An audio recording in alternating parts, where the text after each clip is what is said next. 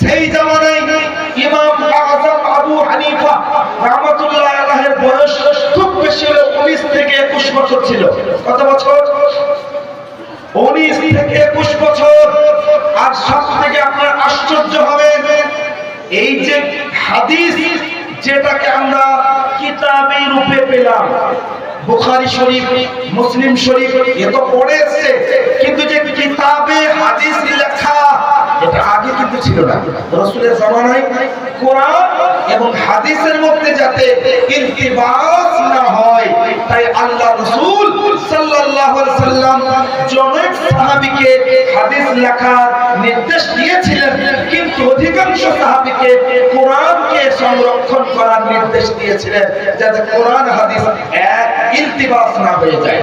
তো হাদিসগুলো সর্বপ্রথমে সাহাবায়ে কেরামের সিনার মধ্যে সুরক্ষিত ছিল।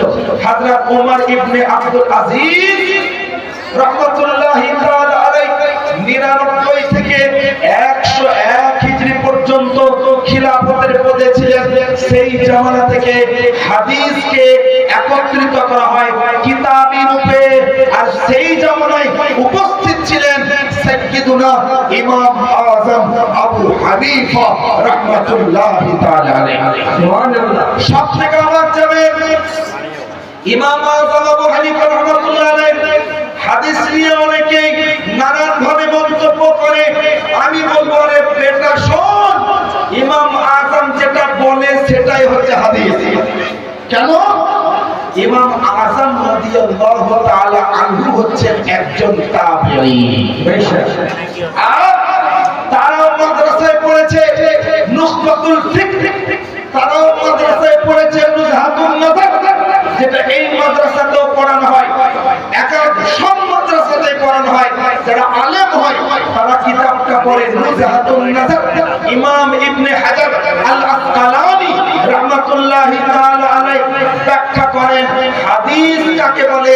তার মধ্যে একটি ব্যাখ্যা হলো তাবী যেটা বলেন, যেটা করেন, যেটা সমর্থ দেন, সেটাকেও বলা হয় হাদিস। তাহলে ইমাম আযম আবু হানিফা রাহমাতুল্লাহ আলাইহি কতটি হাদিস মুখস্থ ছিল সেই কথা তুমি বলো।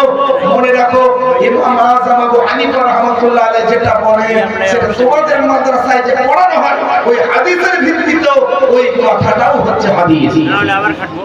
3 নম্বর কথা শোনো, ইমাম আযম আবু হানিফা রাহমাতুল্লাহি তাআলা আলাইহি কতজন সাহাবীর সঙ্গে সাক্ষাৎ করেছেন জানেন?